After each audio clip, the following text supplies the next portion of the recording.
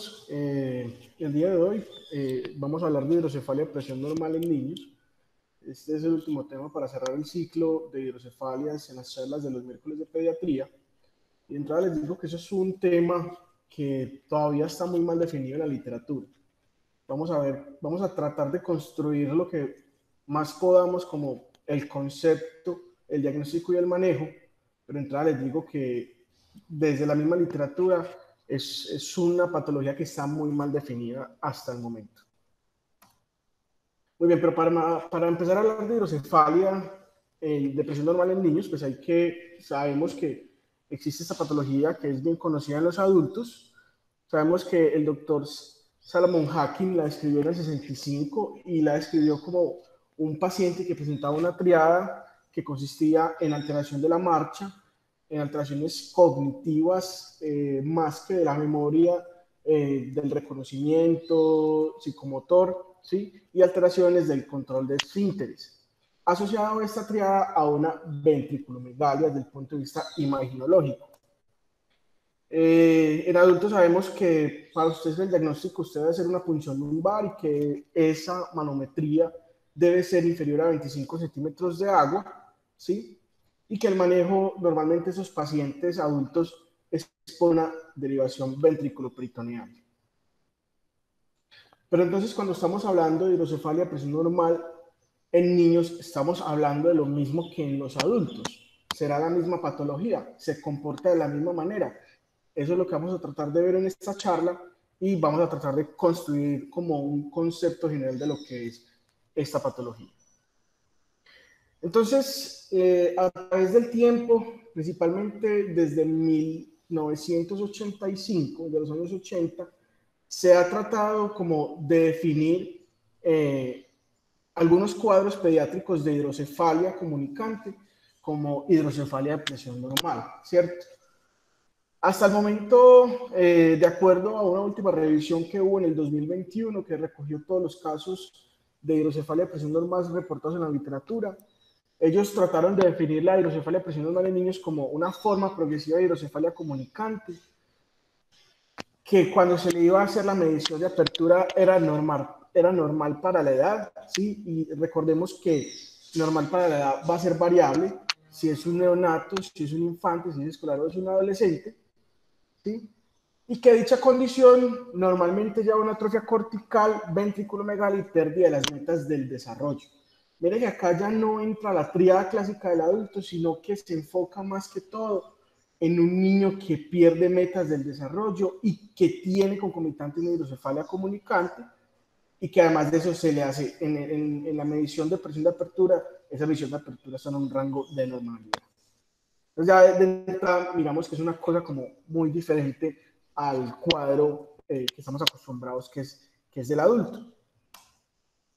Desde el punto de vista epidemiológico tenemos que en el mundo la hidrocefalia de presión normal en los adultos está bien definida, ¿no? Tiene una prevalencia de 21 por cada 100.000 habitantes y una incidencia de 5.5 por cada 100.000 habitantes.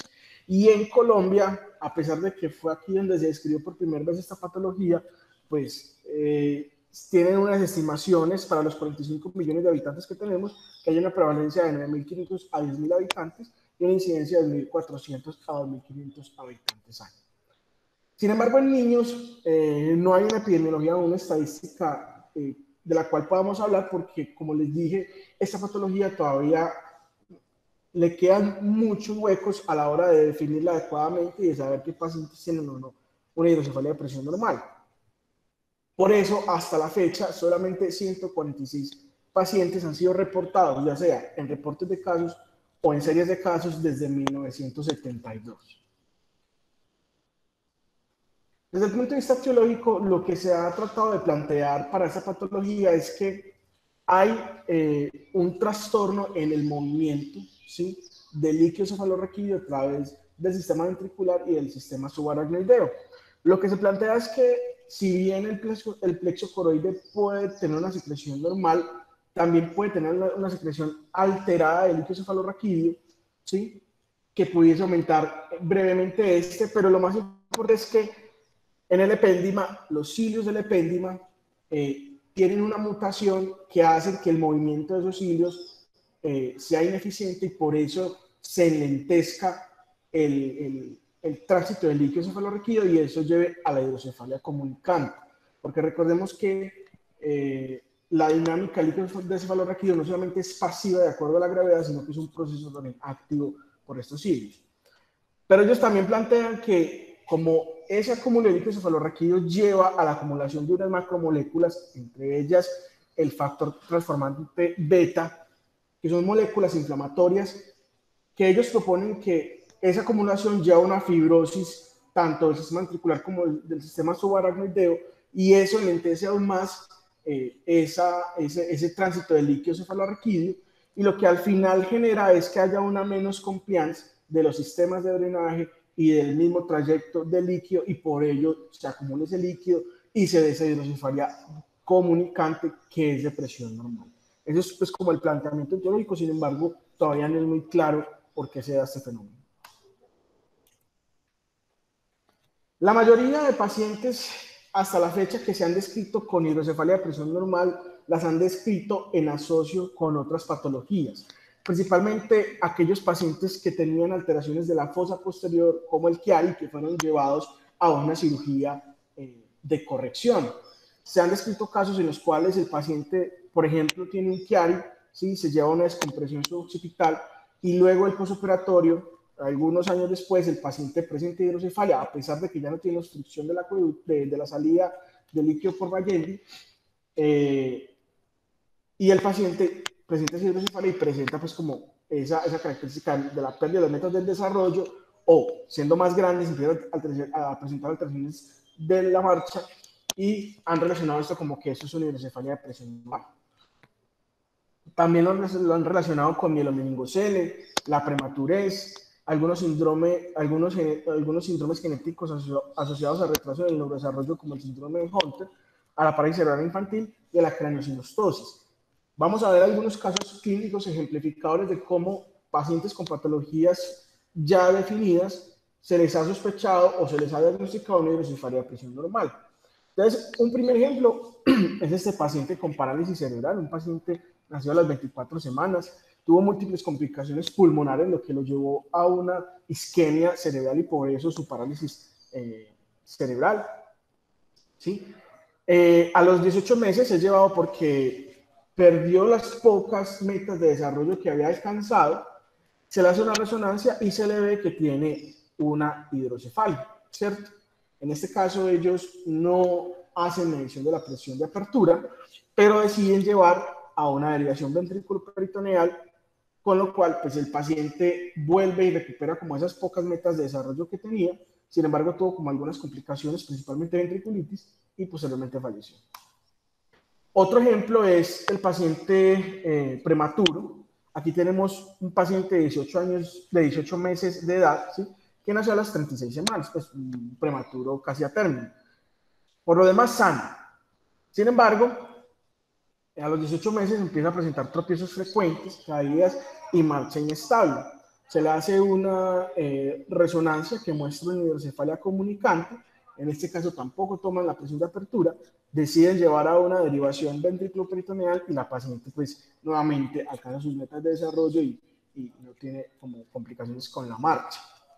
Este caso también fue tipificado como una hidrocefalia de presión normal. Otro ejemplo es la hidrocefalia de presión normal en pacientes con síndrome de Hunter, ¿cierto? Tenemos un paciente de 10 años, consulta por deterioro motor y funcional, le hacen una resonancia que muestra atrofia cerebral y ventriculomegalia, ¿sí? Y como manejo se le ofrece un manejo con derivación ventrículo-peritoneal, con lo cual el paciente mejora de sus síntomas, pero posteriormente pues sigue como la historia natural de la enfermedad de Hunter. Pero también como tuvo esa hidrocefalia y se le hizo el manejo con la DP y tuvo mejoría, se atribuyó como un caso de hidrocefalia de presión normal. Entonces vemos que hasta el momento, miren que la definición inicial teníamos que la hidrocefalia de presión normal en niños era una hidrocefalia comunicante, un espectro de la hidrocefalia comunicante, pero que además de eso tenía que tener una documentación de la presión de apertura a nivel de la cisterna lumbar. Pero vemos que muchos de los casos, y estos fueron unos pocos, pero muchos de los casos reportados en la literatura, lo que hacen es que asumen que los pacientes tienen una hidrocefalia comunicante, pues, y tienen pérdidas de las metas del desarrollo, o tienen una clínica parecida a la TREA de los adultos, las han tipificado como hidrocefalia de presión normal y las han metido dentro de lo que es la epidemiología de esta patología en niños. Entonces, mire que hay como mucha ambigüedad respecto a qué sí es y qué no es. Desde el punto de vista diagnóstico, hay algunas claves en las imágenes que tenemos que tener en cuenta, principalmente pues como para definir que sí tenga ventriculomegalia y hidrocefalia. El primero pues es el índice de Evans, ¿sí? Que como todos sabemos es una relación entre el diámetro o la longitud entre los dos cuernos frontales de los ventrículos laterales y el diámetro biparietal, que cuando es mayor a 0.3 pues nos habla de hidrocefalia. Sin embargo, en estos pacientes este índice no es del todo fidedigno, porque muchos de los pacientes que no tienen un índice mayor de 0.3 igualmente van a tener hidrocefalia de presión normal, ¿sí? O una hidrocefalia comunicante. Entonces, han definido este índice que se llama el índice ZEI, ¿sí? Que es un índice que se toma a nivel, lo que se mide es que se mide la longitud vertical del ventrículo lateral, ¿sí? Y se mide, y es una relación entre esa longitud y una longitud que está sobre toda la línea media, ¿sí? Cuando esa relación entre la longitud del ventrículo lateral y la línea media es mayor de 0.42, se dice que el paciente tiene una hidrocefalia, y este signo es más fidedigno que el índice de Evans. Otro de los hallazgos por los cuales nos podemos ayudar es el ángulo calloso, ¿sí? Que cuando tenemos que ese ángulo calloso es menor de 90 grados, podemos tener alta sospecha que el paciente tenga una hidrocefalia. Y un hallazgo que sí es propio de esta patología es que hay un concepto que se llama destroplación subarachnoidea. ¿Qué es? Es un paciente que tiene ventriculomegalia, ¿sí? Que tiene agrandamientos significativos de la cisterna silviana, a diferencia de los surcos de la convexidad que están relativamente normales. Entonces, esta desproporción subarachnoidea, donde está la ventriculomegalia y un agrandamiento de esa cisterna silviana en comparación con el vértice, es muy propia de esta patología, y se dice que seguramente encontrar un paciente con esta característica imaginológica va a responder de forma muy adecuada a una derivación ventriculoperitoneal. Entonces, en el algoritmo diagnóstico de forma resumida, tenemos entonces que para pensar en hidrocefalia de presión normal, tenemos que estar ante un niño que tiene pérdidas de las metas del desarrollo, que le hacemos una neuroimagen y tiene una hidrocefalia comunicante, ¿sí? Ayudado pues como de los aspectos que les acabo de mencionar, pero además de eso, debemos hacer la medición de presión del líquido cefalorraquídeo a nivel lumbar. Eso es lo que, digamos, hasta el momento se ha definido, pero miren que muchos de los pacientes que les he mostrado no lo hicieron. Pero algo muy importante, y es que para uno tener como una certeza que realmente el paciente estamos ante un paciente que tiene hidrocefalia de presión normal, es aquel paciente que tiene trastorno de las metas del desarrollo, tiene una ventriculomegalia, una hidrocefalia de presión normal, ¿sí? Le medimos la presión de apertura y está entre el rango para la edad, pero algunos pacientes pueden tener esto y no tener una hidrocefalia de presión normal. Entonces se ha definido como que el TAP test, que es hacerle una punción evacuante, y si con eso el niño mejora de los síntomas, seguramente eso sí nos da un factor predictivo positivo muy importante para que ese paciente tenga una hidrocefalia de presión normal. Entonces, en el algoritmo diagnóstico tenemos 4 cosas principales: alteración de las metas del desarrollo, una hidrocefalia comunicante, que tenga una presión en la cisterna lumbar normal para la edad, pero lo más importante es el TAP test, ¿sí? Es que yo le hago la punción al niño, le hago una punción evacuante y el niño mejora de los síntomas. Pues con estas 4 cosas tratamos como de armar un enfoque diagnóstico para tratar de definir esos pacientes que vamos a decir tienen hidrocefalia de presión normal. Entonces, como les había dicho, esto fue una revisión que se hizo en el 2021, este año, ¿sí? En donde se tomaron al final 15 series de casos y reportes de casos para tratar de hacer una definición de lo que era la hidrocefalia, lo que les habíamos comentado al principio. Pero mire, solo 4 de los 15 reportaron medición de la medición de la punción lumbar, en estos niños, de la presión de apertura a nivel lumbar. Entonces, mire que en la literatura, la misma literatura como tal, es muy ambigua, pues, en cómo definir quién sí, quién no, y pues muchos de los casos que se han reportado como hidrocefalia de presión normal no han tenido ni siquiera la medición de dicha presión. Dentro del manejo para estos pacientes se propone, igual que en los adultos, la derivación ventriculoperitoneal o ventriculoatrial, ¿sí? Pero una de las preguntas que siempre se han hecho es, ¿estos niños, estos pacientes se derivan o no se derivan? Y esto aplica también para los adultos. Pues hay dos grandes estudios en la literatura y pues les digo que estos dos estudios se han hecho en adultos, no en niños. No encontré pues un estudio en niños que dijera que si se operan o no se operan, pues, todos son reportes de casos. Entonces, pero les traigo estos dos estudios que fueron hechos en adultos, el Europa Multicenter Study y en hidrocefalia de presión normal, que fue un estudio de 142 pacientes llevados a derivación, de los cuales un 69% tenían mejoría en el ranking al año. Y este otro, que es el Symphony 2, que es un estudio japonés, ¿sí? En donde los pacientes se autorizaron a hacer derivados inmediatamente después del diagnóstico, derivados después de los 3 meses. En el primer brazo hubo mejoría en el 65% y en el segundo brazo hubo mejoría del 5%. Ustedes se preguntarán, bueno, ¿por qué solamente se alcanza un 65% y el otro 25% qué?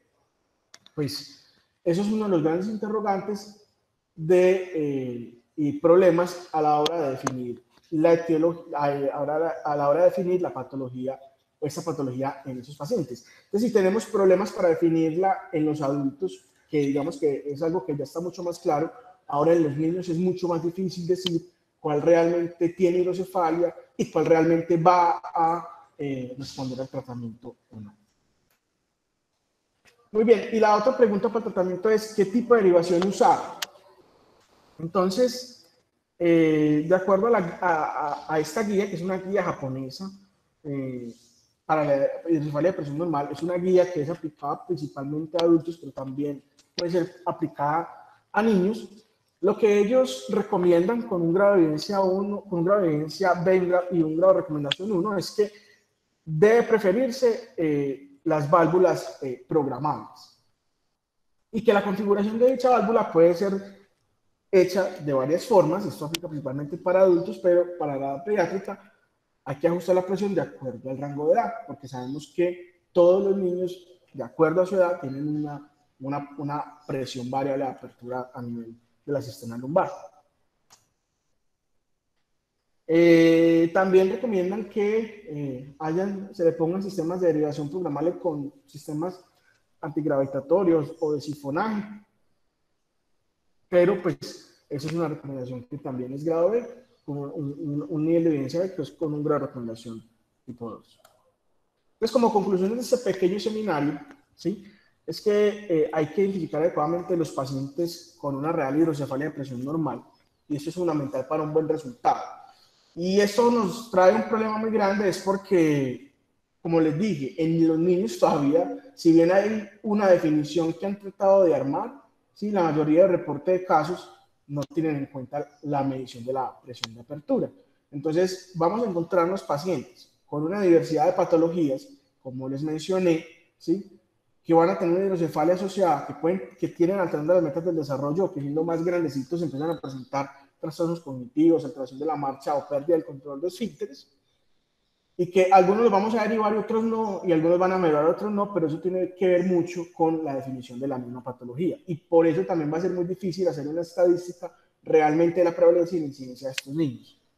Pero para poder tener como una claridad sobre cuál paciente me puede mejorar y cuál no, es muy importante el TAP test, ¿sí? Porque con eso puedo guiar el tratamiento de si el paciente me va a mejorar o no me va a mejorar con la derivación ventriculoperitoneal o ventriculoatrial. Y si decidimos llevar el paciente a cirugía, pues lo más recomendable es poner una válvula programable. Bueno, eso es lo que les traía para hoy, una charla realmente muy corta, pero que se presta para mucha discusión. Estoy atento a preguntas, comentarios.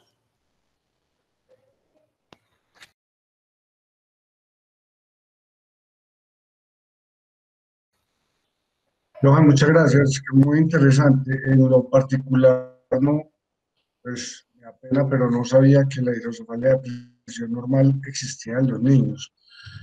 Yo aprovecho que el doctor Fernando Jaquín está conectado, ojalá que nos esté oyendo, y le tengo dos preguntas a él que me imagino que es de las personas que más ve hidrocefalia de presión normal. La primera pregunta es, a mí me parece que la punción lumbar como método diagnóstico deja muchas dudas porque la familia siempre está con mucha expectativa al lado del paciente y después de la punción, yo no sé si es como por el entusiasmo, siempre ven al paciente mejor. Yo he visto que pacientes con atrofia cerebral les hacen punción lumbar y la gente se emociona mucho porque lo ven mejor, pero yo creo que es por la atención que le están poniendo al viejo. Yo en lo personal prefiero de una vez derivar al paciente. No sé si eso es una conducta adecuada. Y la segunda pregunta al doctor Fernando es, ¿las válvulas programables vienen con una presión preestablecida? Porque a veces le toca a uno poner una válvula de urgencia, está la programable y yo no sé en qué presión viene preestablecida la válvula. Adelante, doctor, aquí si nos está escuchando. Me oyen ahí? ¿Me oyen? Sí, te ¿Me oímos están muy bien, oyendo? Fernando. Sí, te Bueno, oímos buenos muy días. bien. Mira, nosotros, pues aquí como ustedes saben, tenemos la clínica de hidrocefalia aprobada por la Joint Commission Internacional, JCI, y a mí me gustaría algún día poderles dar una charla para explicarles todo esto, porque es relativamente sencillo. Lo primero que todo, la punción lumbar es importantísima, pero ¿cómo hacer la punción lumbar? No hacer una punción lumbar, o sea, ¿cuánto líquido le sacan ustedes a la punción lumbar? Le hago esa pregunta, y él me la puede contestar. Para mí es algo Alguien que es, conteste, ¿cuánto pues líquido? no, por eso, para mí es algo que es a veces 20, otras veces 30, pero realmente no sé cuánto hay que sacar. Para serte sincero, no sé Ok, cuánto hay que sacar. listo, ya.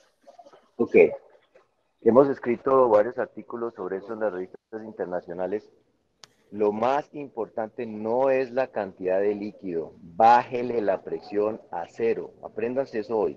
Te sáquenle lo suficiente de líquido para bajar la presión a cero. Lo más importante es crear un gradiente. Si tú le sacas 20 centímetros, a lo mejor la presión quedó en 80 o en 8 centímetros de agua. Eso no es suficiente. Bájele la presión a cero. Uno. Dos. Hágasela con una aguja número 18 para crear una fístula, para que siga saliendo líquido después. Entonces, esos dos detalles de la punción lumbar son muy importantes y definitivamente es la forma de hacer el diagnóstico. Nosotros lo que hacemos es hospitalizar al paciente, le hacemos una valoración por neuropsicología, le hacemos dos pruebas de marcha filmadas, lo valora rehabilitación, hacemos muchos estudios a las 24 horas de la punción lumbar, que la hacemos, como le acabo de decir, sacándole el suficiente líquido para bajar la presión a cero, lo reevaluamos y vemos si hay mejoría. Le damos salida al paciente y entre 4 y 7 días el paciente va a seguir mejorando. Estamos hablando, tenemos la médica de hidrocefalia con presión normal que está llamando al paciente y entre 4 y 7 días el paciente debe mejorar. Y uno ve las mejorías. Si hay mejoría, pues se deriva. Si no hay mejoría después de hacer una junta, pues no se deriva. Aquí hemos visto el 38 a 40% de los pacientes que han venido con diagnóstico de una demencia o un Alzheimer, los hemos mejorado porque tienen mal hecho el diagnóstico. Me gustaría algún día poder darles una charla de este tema. No sé si tienen alguna otra pregunta. Sí, lo primero es que obviamente no, nos ponemos de acuerdo ahora para la fecha. Y lo segundo, la pregunta que te dice es, ¿la válvula programable viene preprogramada en alguna presión específica? Sí, 70 Perfecto. centímetros de agua. Hay que tener en cuenta, generalmente, ¿no? Con el transporte, pues que le den un golpe, pues la valvulita se puede correr, pero viene ese programa de fábrica en 70. Y otra cosa importante, ¿ustedes toman la presión de líquido antes de poner la válvula? Yo nunca. Eso es un error, porque usted cómo sabe a qué válvula, a qué presión se la va a programar. Nosotros, ese es otro, bueno, no le voy a dar todos los tips aquí. Voy un día y les doy una charla. De verdad, hay cosas muy interesantes y que hemos aprendido mucho, pues porque llevamos ya pues por obvias razones yo conozco el tema, pero desde que hicimos la clínica de hidrocefalia hemos aprendido mucho y ya hemos valorado más de 100 y pico pacientes. Les podría mostrar todo cómo se hace, con muchísimo gusto. Bueno, ahora me pongo en contacto con vos, Fernando. Muchas gracias. Bueno, me voy. Me tengo que ir porque Bueno, hoy me toca gracias. crecer como todos ustedes. Chao. Eduardo, yo quería hacerte una pregunta a vos. Johan mostró una escanografía de un paciente que tenía una dilatación muy grande de los valles silvianos y eso para mí es como interpretable como atrofia cerebral. Eh, ¿Estoy también en un error en eso o no? Porque yo ese paciente de entrada jamás lo hubiera derivado.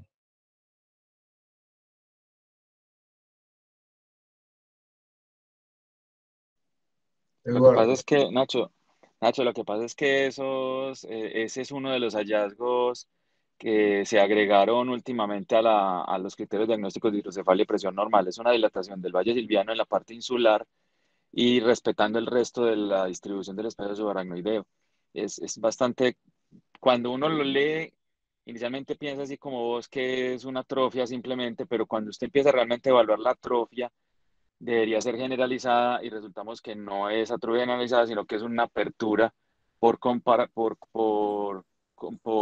compensación del valle silviano, incluyendo la ínsula. Entonces uno ve, es el valle y la ínsula grandes, pero el frontal se ve más o menos bien, el occipital se ve más o menos bien, los surcos en la corteza se ven bien, la cisterna interhemisférica no se ve más abierta, que eso es lo que haría una atrofia cerebral generalizada.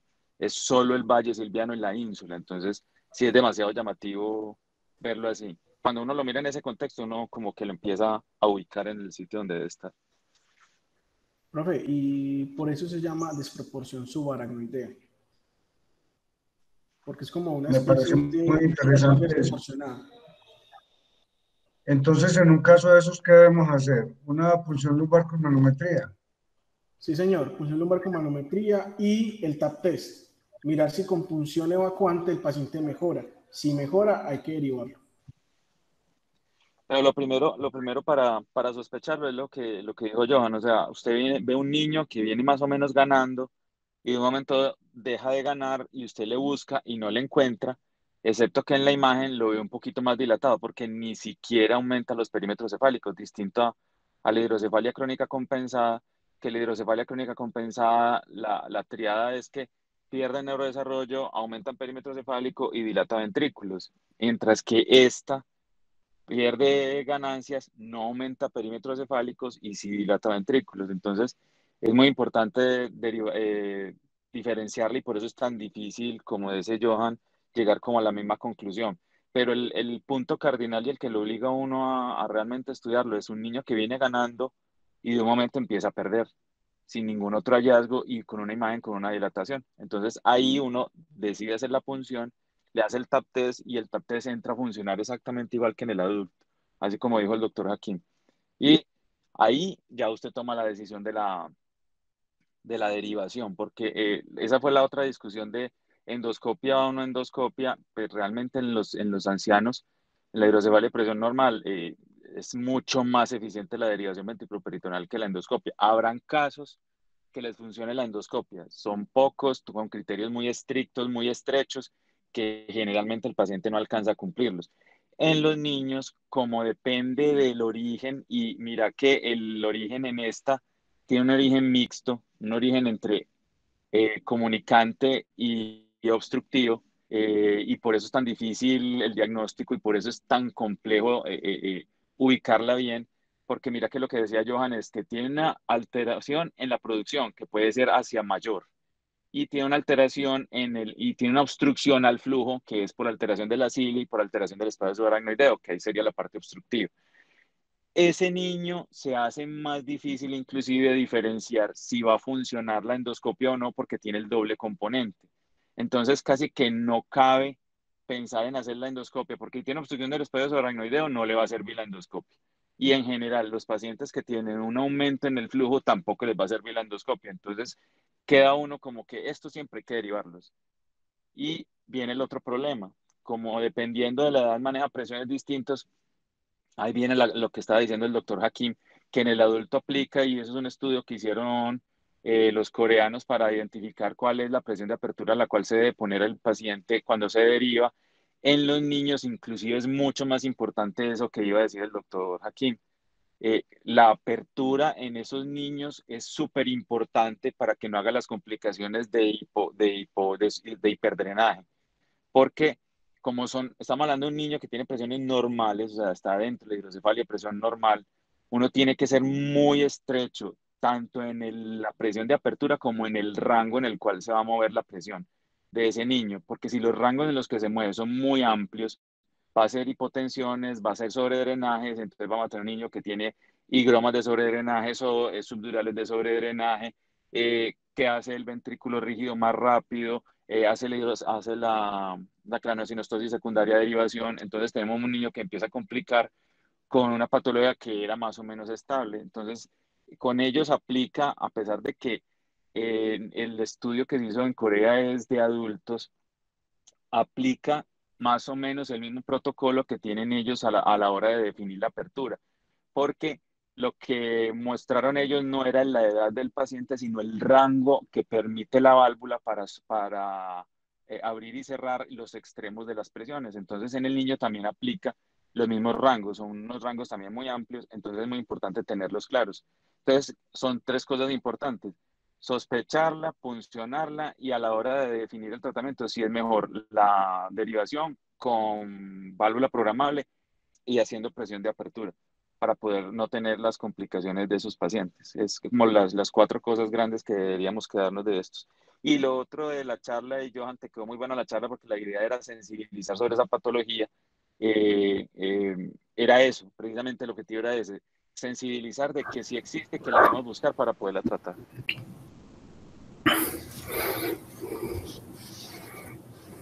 Gracias, Eduardo. ¿Tienen muchos pacientes de estos? Nacho, como es tan difícil el margen de diferenciar la hidrocefalia crónica compensada de la hidrocefalia de presión normal, se pueden mezclar fácilmente porque generalmente todos estos pacientes traen una patología de base, pero te puedo decir que entre todo lo que llevo haciendo he visto dos que tenían todas las características, inclusive la apertura nos dio 12 cuando pusimos la derivación. Y este paciente había tenido un TEC pequeño, no había tenido ningún problema, era un niño que ha tenido un TEC a los 4 años y a los 6 y medio, 7, dejó de ir al colegio, no era capaz de concentrarse, no funcionaba, pero no tenía nada más adicional. Y se le hizo la imagen y tenía una ventriculomegalia que previamente no tenía. Entonces, ese es uno de los casos que tengo. Y otro es un niño pequeño con una hemorragia de la matriz germinal, un prematurito, que tampoco hizo hidrocefalia poshemorrágica, era una grado 1, y a los 3 años empezó también igual, empezó para atrás, a perder lo que había ganado, y la misma cosa, o sea, la imagen dilatada, lo miramos, la apertura bien, y también se derivó y también mejoró. Son los dos que yo recuerdo en este momento, porque los otros que han entrado más o menos con las mismas características, sí les hemos encontrado estenosis parcial de acueducto o les hemos encontrado obstrucción en alguna otra parte, entonces ya esos entran como la hidrocefalia crónica compensada, se salen del criterio de la depresión normal. Doctor Carlos Martínez, levantó la mano. Buenos días, doctor Ignacio y Eduardo. Mire, aquí hay unas cositas. Afortunadamente no es muy frecuente la hidrocefalia de presión normal en los niños, es muy rara. Segundo, cuando se hace la punción lumbar, yo a muchos pacientes les hacía la punción lumbar en estos niños y obviamente tocaba sedarlos o alguna cosa.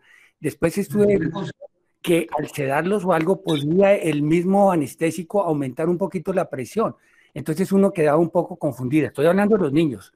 Entonces, eso para mí no era un parámetro porque yo hice muchas punciones lumbares para definir si les ponía o no una válvula.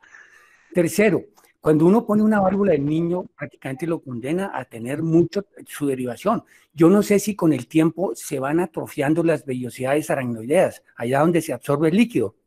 Miren nomás el ejemplo, cuando uno deriva un simple quiste, y usted le va a quitar la derivación, después el paciente le va a hacer unos fenómenos de hipertensión. Entonces yo quería hacer esas dos anotaciones. No sé, Eduardo, a estos niños usted cómo les hace la punción lumbar, sedados o despiertos, porque estos niños es muy difícil hacer esa situación, ¿no?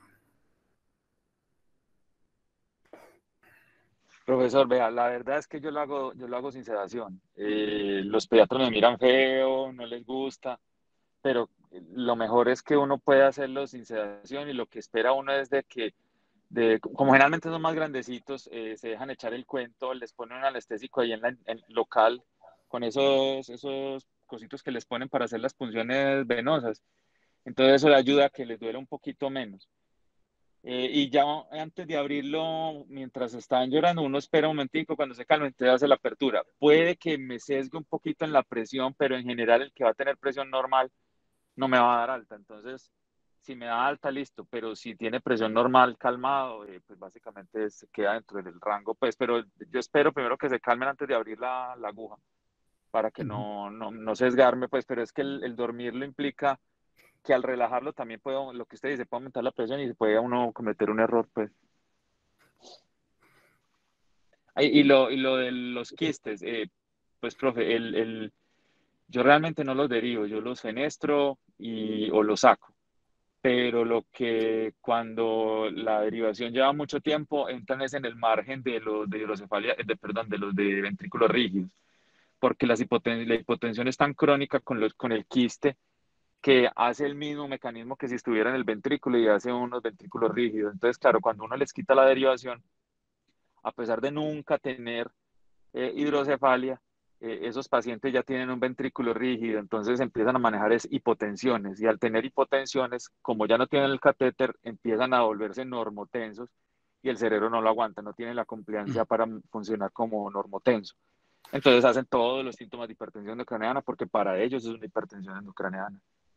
Eduardo, otra cosa, con relación a los pacientes que tienen hidrocefalias, ventrículos grandes, usted les hace la tercer ventriculostomía, la endoscopia, esos ventrículos van a permanecer grandes, o sea, no se van a colapsar. Entonces, esa idea que uno tenía de los ventrículos grandes muchas veces no es que corresponda a un cuadro de hidrocefalia, ¿cierto?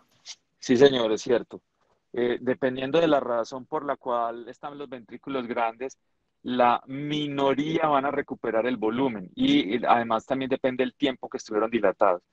Entonces, dependiendo de la patología y del tiempo que estuvieron dilatados, la posibilidad de que reviertan es muy baja. ¿Qué ve uno generalmente? Generalmente uno ve que los niños ya grandes que hacen la hidrocefalia, pues por tumores o por algo, usted les da la endoscopia y los ventrículos van al tamaño normal, pero cuando usted coge estos niños que son o poshemorrágicos que ya tienen 3 años y uno les va a hacer la endoscopia, o posinfecciosos que ya tienen más de 3 años, o que ya tienen ventrículos grandes, realmente en la ventriculocisternostomía usted la ve funcionando en la resonancia, el paciente está asintomático y los ventrículos del mismo tamaño no cambian el volumen, pero es por el tiempo que estuvieron dilatados y la patología, pues, entonces eso no revierten. Inclusive hay artículos de eso evaluando la velocidad de recuperación del tamaño y cuáles recuperan y cuáles no. Y sí, esos pacientes definitivamente quedan dilatados toda la vida.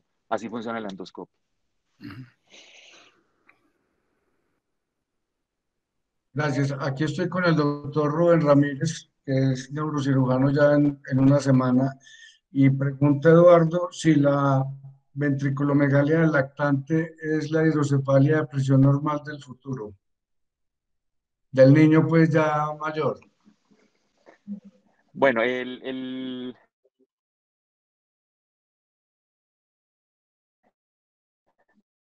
la ventriculomegalia como tal puede ser un hallazgo normal en los niños, en los menores. Aló, ¿me oye? Aló, ¿me oye? ¿Me oye? Sí, Aló. señor. Sí, Sí, señor. bueno. Te oímos muy Eh, bien. en los lactantes hay dos cosas características de ellos y es los higromas del lactante y los ventrículos un poquito más grandes. ¿Qué los explica? Que antes del año los pacientes tienen una velocidad de absorción en el espacio subaracnoideo muy lenta porque las vellosidades y el espacio como tal es muy inmaduro. Entonces uno siempre va a ver tanto el higroma del lactante como la ventriculomegalia. ¿Sí? Esa evolución es la que hay que tener en cuenta, porque generalmente también coincidimos cuando tenemos el higroma cuando tenemos el higroma más el ventrículo grande, es el paciente que debemos seguir porque generalmente también es macrocéfalo y es el que nos mandan como macrocéfalo con hidrocefalia supuestamente y realmente no son hidrocefálicos. Entonces, cuando uno llega a los 2 años y tiene un paciente que desaparecen los higromas, que los ventrículos mama no siguen el mismo tamaño y tiene unas pautas de neurodesarrollo normales, básicamente quedó descartada la hidrocefalia externa y queda listo. Si cuando llegamos a los 2 años no desaparecen los higromas del lactante, los ventrículos siguen grandes y está colgado en el neurodesarrollo, así sea un poquito, esa es la hidrocefalia externa y ese es el que hay que derivar. Entonces, es muy importante es el seguimiento en el tiempo para poder llegar a esa conclusión.